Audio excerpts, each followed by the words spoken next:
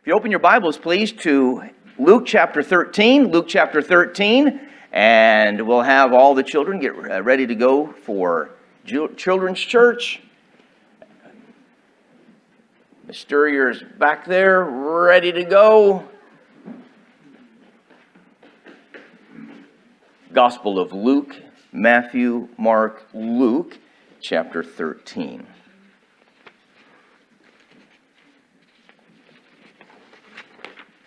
You found your place, if you would stand, and we're going to read a few verses from this passage here.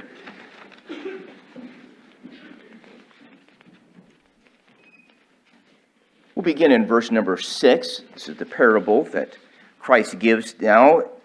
Beginning in verse number 6. Follow along, please, as I read. The Bible says, "He spake also this parable. A certain man had a fig tree planted in his vineyard. And he came and sought fruit thereon, and found none. Then said he unto the dresser of his vineyard, Behold, these 3 years I come seeking fruit on this fig tree, and find none.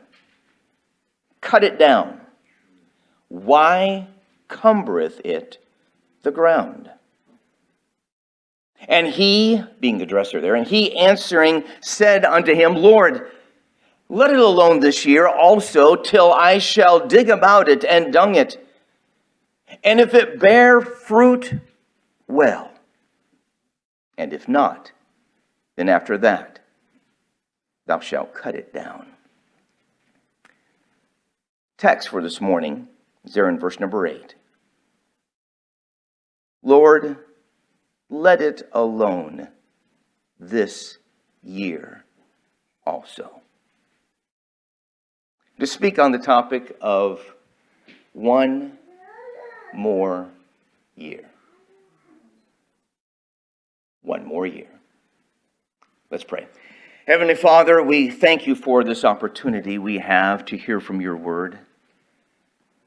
Father, your Holy Spirit now needs to speak through me and needs to be able to speak to the ears of everyone today. You know how much I need this sermon today. And I need to be able to make sure that my heart is right for this next coming year. Father, we thank you for the opportunity of having another year before us. And I pray that you would fill us all with the Spirit-filled ears so that he can be able to speak directly to each and every one of us and apply it individually where there's need. May you receive glory, please. In Jesus' name we pray. Amen. You may be seated.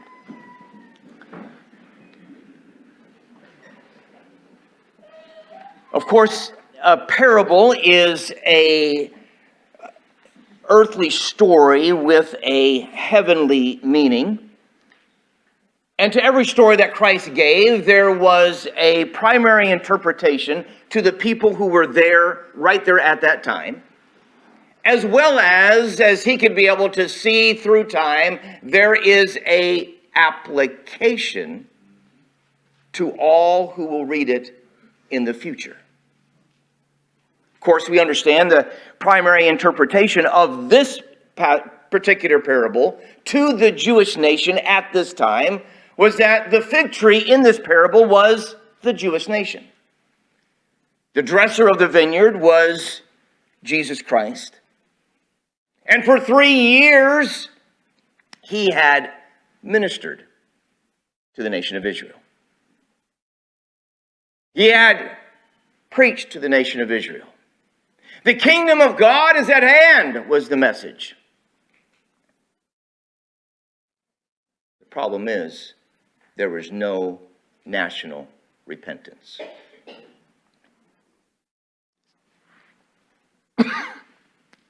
God the Father comes in this parable. No fruit.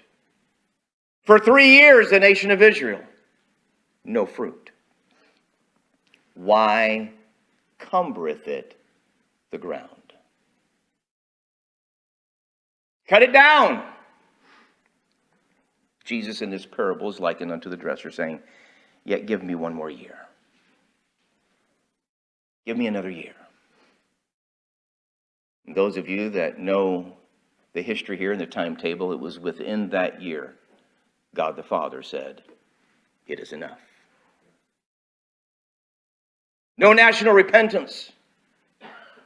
And as Jesus stood before Pilate, and Pilate washed his hands and said, "I would have nothing to do with the innocent blood of this man," the nation of Israel called out and said, "Crucify him. His blood be upon us and our children."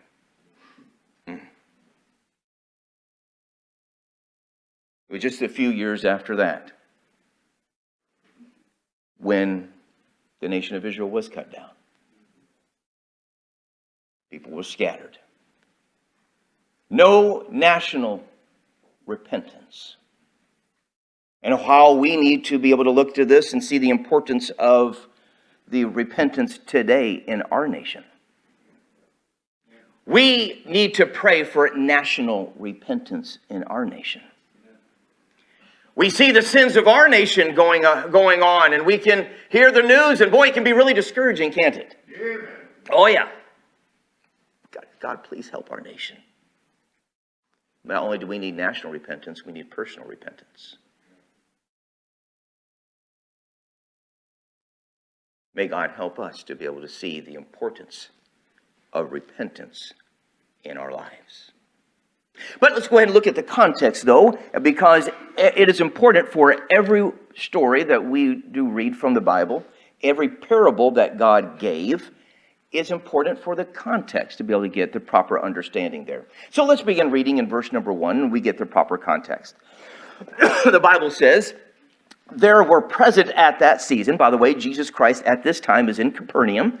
This is the town that he basically selected for his headquarters now to be able to reach out, the headquarters there in Galilee, to be able to reach now the nation of Israel. He is speaking there, and some people brought in current issue up to him. There were present at that season some that told him of the Galileans, whose blood Pilate had mingled with their sacrifices. And Jesus answering said unto them, "Suppose ye these Galileans were sinners above all the Galileans, because they suffered these things? I tell you, nay. But except ye repent, ye shall all likewise perish. Or these 18, upon whom the tower in Siloam fell and slew them, think ye that they were sinners above all men that dwelt in Jerusalem? I tell you, nay. But except ye repent, ye shall all likewise perish." At this time, the Galileans there, they came up to Jesus and said, "This is a current event that happened. It's a tragedy. This was a terrible act of violence that Pilate exacted on fellow Galileans. They're in the temple. They were trying to draw Jesus into a political conflict there. Jesus sidestepped it there. Says, no, we're not going to judge the situation. We're not going to necessarily judge Pilate's sins in here, but we need to make sure we judge ourselves. Except ye repent, ye shall all likewise perish.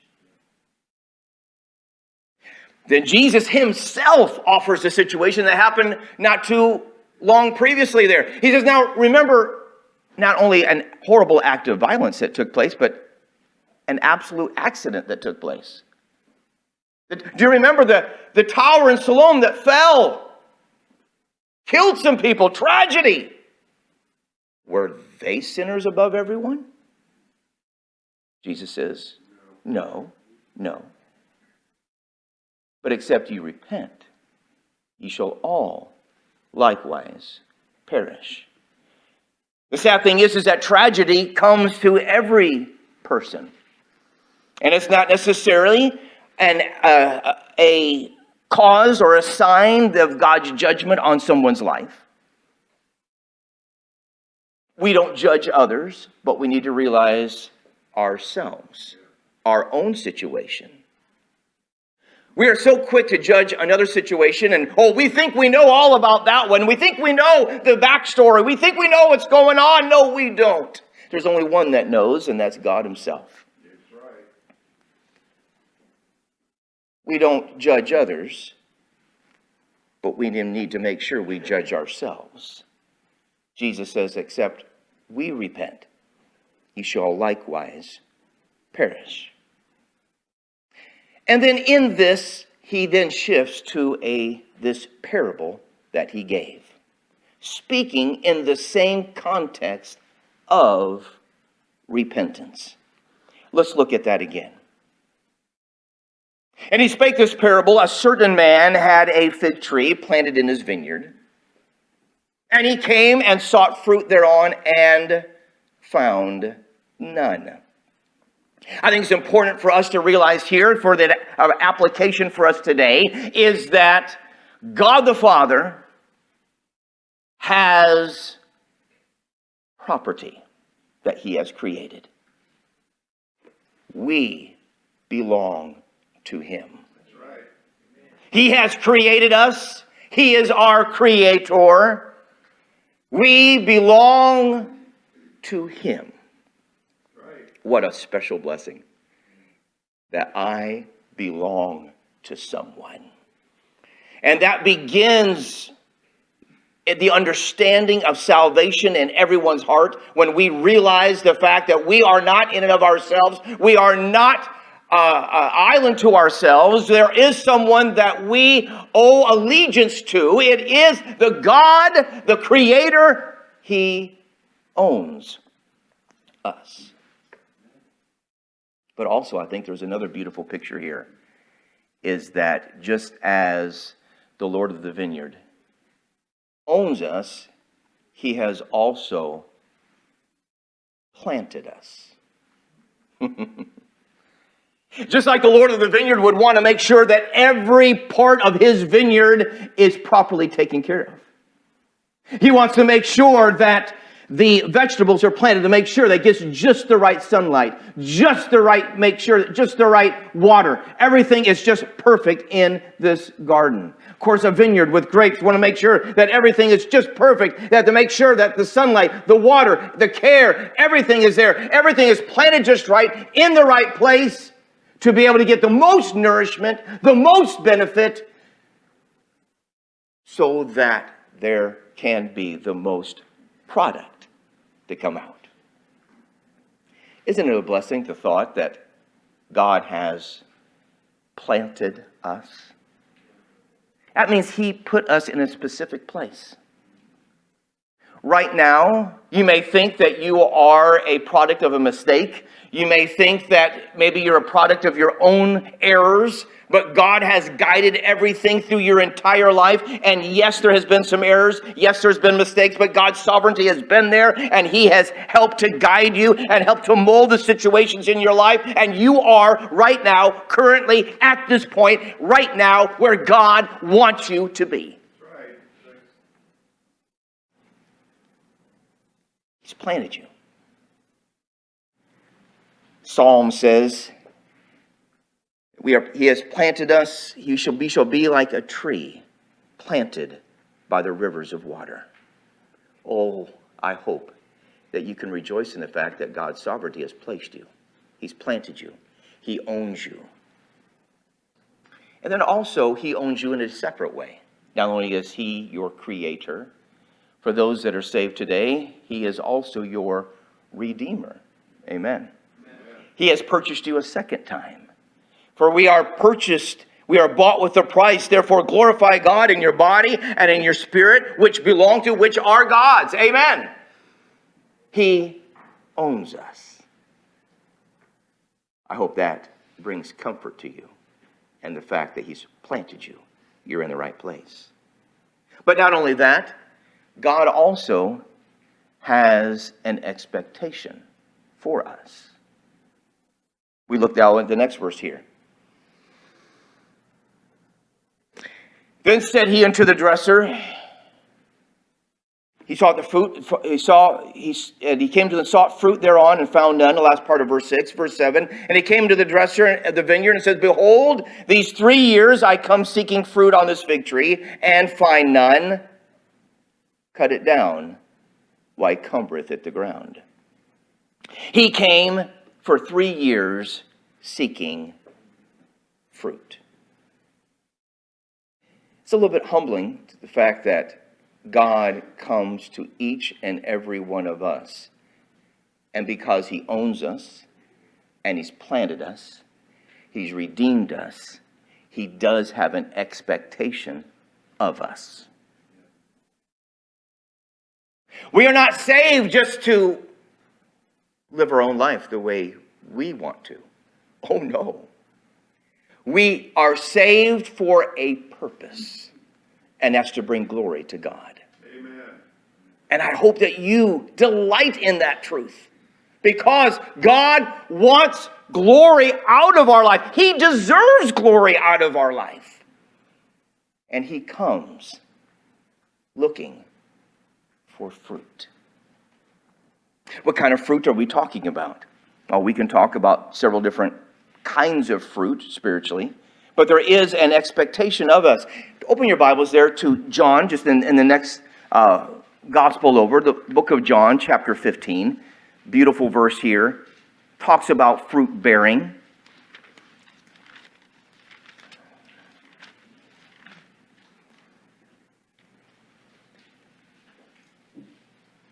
Verse 16 there, if you follow along as I read there. Ye have not chosen me, but I have chosen you, and ordained you, that ye should go and bring forth, what's the next word? Fruit. And that your fruit should what? Remain. That whatsoever ye shall ask the Father in my name, he may give it you. Praise the Lord. We have a wonderful promise of answered prayer there. Boy, we would love to have that. Boy, God will answer our prayer. Yeah, but there's a condition there. Is that he wants us to bear fruit. And have not only that fruit just for one day, or for 1 year, or for one opportunity, but it is to remain in our life. He has an expectation of fruit. Now, the Bible talks about many different kinds of fruit spiritually. What would be the first thing that may come to your mind when we talk about fruit spiritually? What would be? Fruit of the Spirit. There we go. What's some of the fruit of the Spirit there? Boy, you got it. Yep. You got all of them, Sandra. All right. You win the award there. And it's wonderful. We all know it. Love, joy, peace. And what's a wonderful benefit to be able to have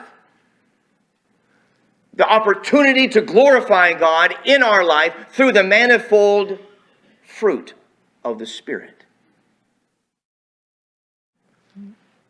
But what does that fruit produce in our life?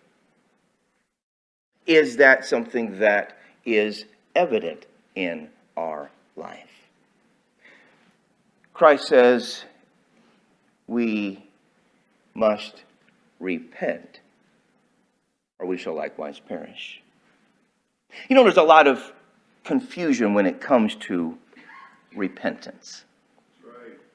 Let me explain that a little bit, and I think we can be able to take now this truth and go a little bit further. Some have made repentance to be less than what it is, biblically, and some have made it to be a whole lot more than what it is. The Bible does say that God commandeth all men everywhere to repent. So therefore, it's something that we need to do, something we need to be aware of, something that we need to understand. So what is biblical repentance? First of all, it is not just being sorry. Right. You know, many times we're sorry for what we may do, especially when we get caught, right? And we're sorry for that. We don't want any consequences when we come for that. But sometimes we may be sorry, but there's no desire to change. That's not biblical repentance. It's not just being sorry. It is also, some people take it to the exact opposite extreme. And they say, well, it is something that involves much more. They say it's like personally making oneself better. I'm sorry for my actions, and therefore I will make myself better. Many times we do this at the beginning of the new year, right? Yeah. They're called what? New Year what? Oh yeah, there we go. I don't know about you. I saw a little, how many of you know Calvin and Hobbes? A little joke. Yeah, all right. He had one that talked about making New Year's resolutions. He goes, I don't make them. Well, why not? Well, I just struggle to be able to keep them. I just might as well just let life just go as it is. He says, so the little Hobbes, the little tiger there, says, well, you just stay with the status quo, right? He goes, yep. I just work my, I just work things, I work my strengths. So sometimes our strengths is the status quo, right? And that's not what we want to be able to do. But at the beginning of the new year, there is always the desire to make oneself better. But spiritually, we have to be careful. That's not true repentance, because that would be, some denominations claim that more of the word, they use a different word. They use the word penance with that. It's more of a personal effort, a personal, you change from the outside in. I will do better. I will make myself better. I will be a better person. Well, careful, that's not repentance biblically, because the Bible says it is not of works lest any man should boast. Because that can be an element of pride. There is no work of righteousness that we can be able to do to merit salvation. Our righteousness is what? What does the Bible say? It is as filthy rags, yes. Not by works of righteousness which we have done, but according to his mercy, he saved us by the washing of regeneration and the renewing of the Holy Ghost. Repentance. It's more than just being sorry, but yet it is not changing yourself by your own merit and by your own efforts and turning over a new leaf, making a New Year resolution. No, that's not. Of course, Satan wants us to believe things in the extremes, doesn't he? He is totally frightened of a balanced Christian. And it's the balanced position of what is biblically. Repentance is a change of mind. Not just a change of viewpoint. It's more than that. Repentance is a change of mind which results in a complete change of attitude. For instance, for salvation, it's an acknowledgement that there is no good in us and that we are undeserving sinners. We are exposed as well as deserving punishment. Furthermore, it acknowledges that we are, in and of ourselves, we cannot save ourselves. And that we cannot personally reform ourselves. We need divine help. So therefore we call upon God. We fall upon his mercy. We receive his grace. And God lovingly saves us. He changes us into a new creation. He seals us with his Holy Spirit. Now we're a new creature. Behold, old things are passed away. All things are become new. But repentance continues on in the life of the Christian. It's not just a one-time thing. Repentance continues on, and we continue to have a victorious Christian life through the proper definition of repentance. Biblical repentance is the change of attitude that causes you to want to do what's right. We need to be willing to initiate that change by faith. In other words, repentance is changing your will to be in line with God's will. Amen. Yes, we still have the flesh. Yes, we still have the old nature. But now we have the Holy Spirit to help change us from the inside out. We're not trying to change ourselves from the outside in and try to reform ourselves. No. Christ saves us and redeems us, and now he's able to work in and through us and change us from the inside out now. Amen. But we must initiate that change through faith. The Bible says in Acts 20:21, we need to have repentance towards God and faith towards our Lord Jesus Christ. When we initiate the action through faith, God then helps us to complete it, being confident of this very thing, that he which hath begun a good work in you will perform it unto the day of Jesus Christ. Amen. Philippians 1:6. Except ye repent, ye shall all likewise perish. We need to make sure that we, just like salvation, we have to initiate the act of faith and calling upon him, and then he comes and he saves us. But just like in our Christian life, we need to make sure that we initiate that act of faith and initiate our growth spiritually. You say, illustrate that to me. All right, let's do it. All right, what is the first step of obedience after salvation? Baptism. There we go. Good. So, God wants me to be baptized. He'll baptize me. Right? Does that work? No, you have to initiate a step of faith and submit yourself to the ordinance of baptism. Amen. You come. You submit yourself to that. And you're baptized. Praise the Lord. You initiate that step through faith. What would be another one? Coming to church. How many of you believe every Christian should come to church? All right. Except you're sick. If you're sick, those of you who are on camera, stay there. All right. All right, but those of you who are here today, yes, you come to church. Amen. So, all right, God wants me to come to church. He'll take me there. Does that work that way? No. You've got to initiate. You've got to step out by faith and say, I believe God would have me to come to church today. I believe he has something for me in church today. I'm going to be able to go. I'm going to fellowship. I'm going to be able to be in obedience there. I'm going to fellowship. I don't want to be able to hinder the work of God, not only in my life, but in the fellowship of others. I'm going to go. And so we get in the car and we come. We have to initiate that through faith. Amen. Sharing our faith with others. All right. God wants me to share my faith? Fine. Are we going to get anywhere with that? No. We have to initiate that by faith. We have to have a track in our hand. We have to be able to give a testimony. We have to be willing to act right and to do right and to share right. And when we initiate that by faith, God all of a sudden takes over. And he enables us and he helps us.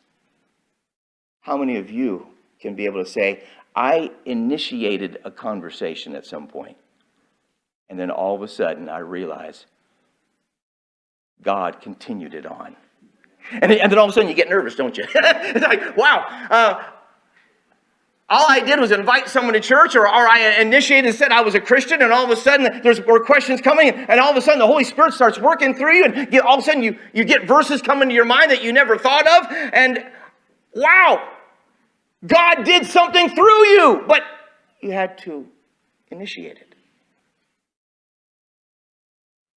It's repentance, submitting your will to his, and being willing to initiate it by faith.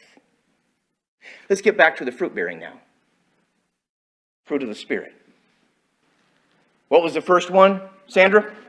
Love. All right. Love is something, is that what the Christian should do? Sure. Is it commanded in Scripture? Yep. John 15:12. This is my commandment, that ye love one another as I have loved you.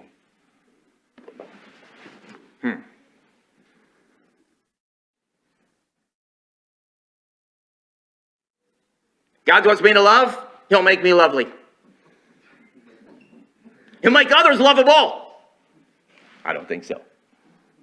We need to initiate that. Then God will bless and help that. Joy. Rejoice in the Lord always. And again I say, rejoice. That's a personal decision.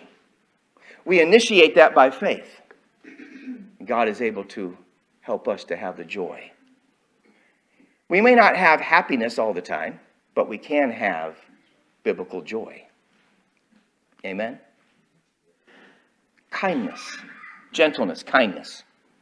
And be ye kind, tender-hearted, forgiving one another.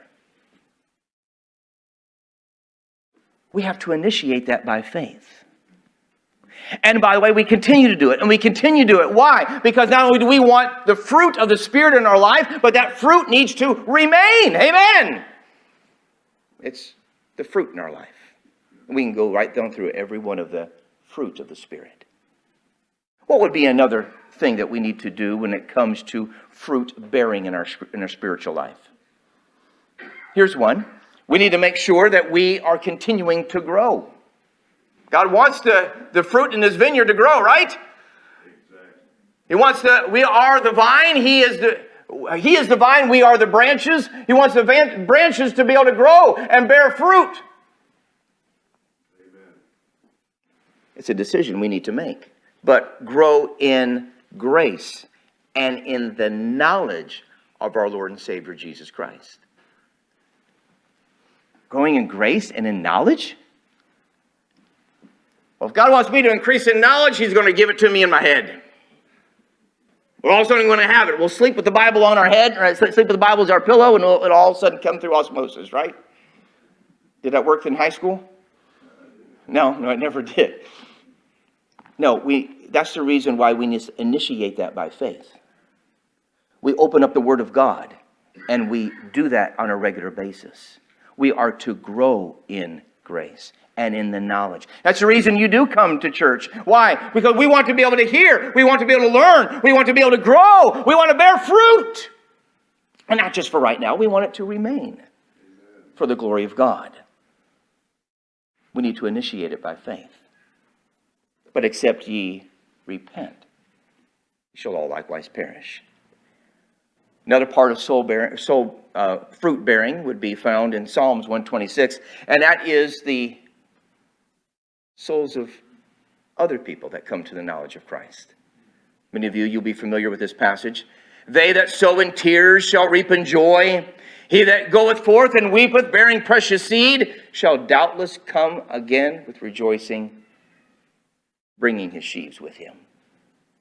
Fruit bearing. God owns us.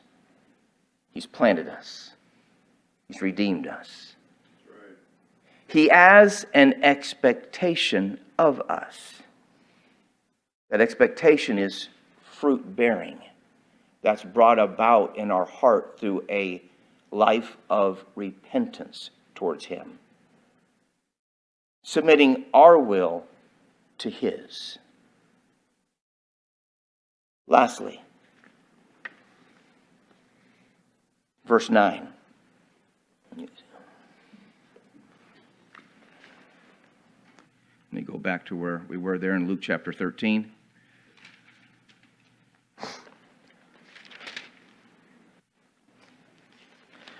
Verse 9 there, the last part of verse 8, it says, let it alone this year also, till I shall dig about it and dung it. And if it bear fruit, well, and if not, then after that thou shalt cut it down. He owns us.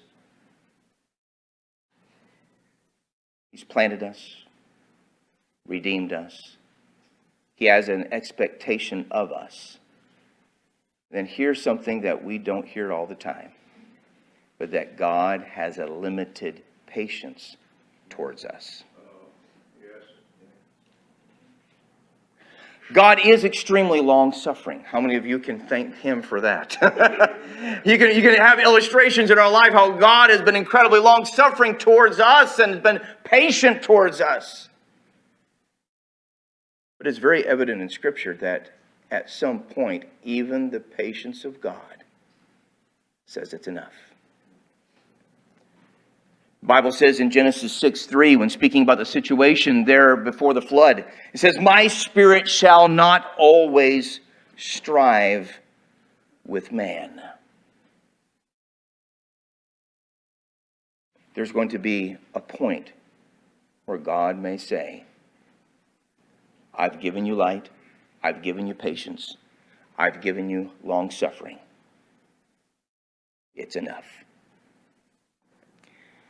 There's many illustrations of this in Scripture. Can you imagine before the flood that the situation being so bad that God says,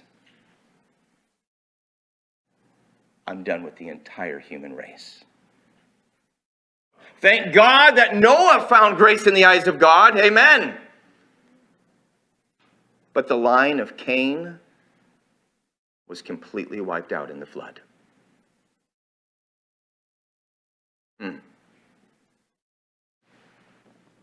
We see this in other passages in Scripture.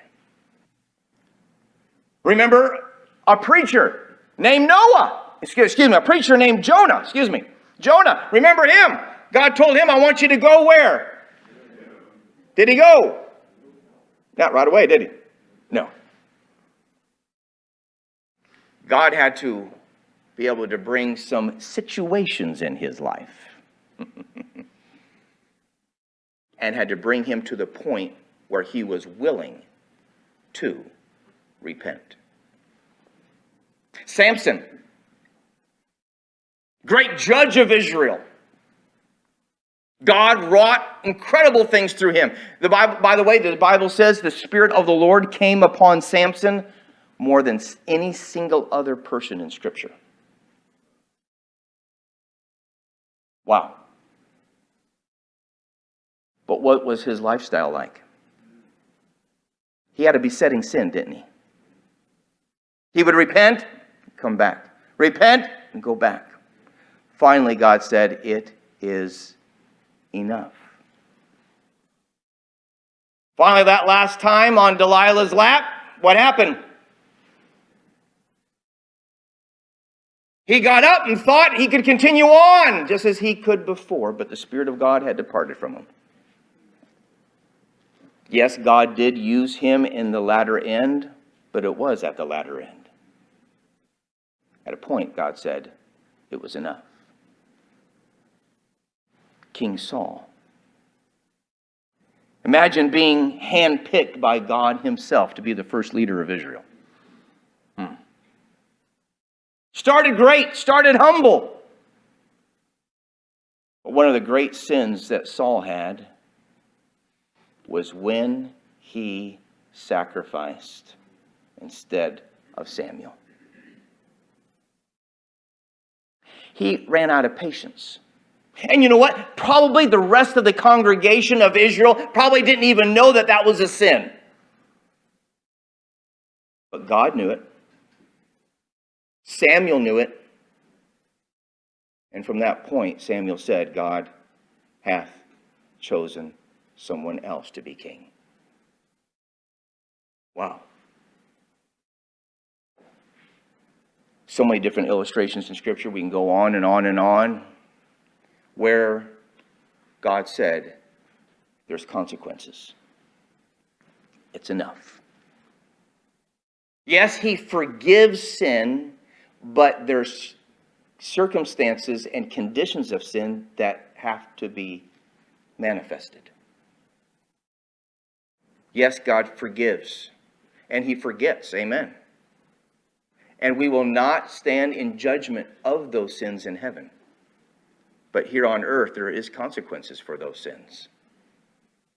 And if we continue on, and continue on, and continue on, without having the change of attitude and initiate that change of attitude in our life and say, not only am I going to trust in Christ for salvation, I'm going to trust in him to be able to work through my life. I'm going to have some struggles. Yes, I'm going to have some besetting sins, but I'm going to do my best, and through God's power, God is going to help me to live that victorious Christian life, and I'm going to initiate that through faith, through him. Because I don't know when God's patience may run out in my life. We close with the challenge. Let it alone this year also. I don't know what it is in your life. Every one of us, I'm sure, has some struggles in our personal life. I do. We all do. We're still with this flesh. We still have fears. We still have insecurities, issues with trust, issues with patience. Perhaps there's a sin. But God has an expectation of us. He wants to do all He can through His Holy Spirit to be able to nurture our life. He's put you in a wonderful church with a pastor that preaches a whole lot better than I do. Don't say amen right there. But he preaches a whole lot better than I do, and he teaches us so wonderfully. And he can be able to teach us, and as we do, the Holy Spirit digs around us, and he dungs the soil. He fertilizes it, so help us to be able to grow. He's provided the right sun, the right nourishment, the right water, all the nutrients, all the teaching, all the things spiritually that we may need. God has provided it. Are we initiating the action by faith and allowing God then to do His work through us? But we've got to initiate it. And initiate it regularly. We have to obey regularly. We have to commit regularly. We have to make sure that we're doing what's right regularly and initiate that. We can't live the Christian life in and of our own power, but we acknowledge that He can through us. And we initiate it. One more year. What does God have for you this next year? You personally. In your life. What does God have for you? What steps that you need to make to bear fruit? And then there will be ways that you can bear fruit spiritually beyond the things that the couple things and illustrations I even gave. But if you're willing to ask the Holy Spirit what you need to do, the Holy Spirit would love to answer that prayer and help to point that out in your life. I know I've done that. I need to do that. I had to do that way before even preparing this message and be able to bring it to you this morning. What do we need to do? We've got another year. Is that the year that God may say, if I don't see any fruit after this, consequences will then begin? Oh, may we not. Let's repent. Let's do what's right through the power of His Holy Spirit. And let's make 2024 the best year spiritually for all of us, individually and then corporately as a church.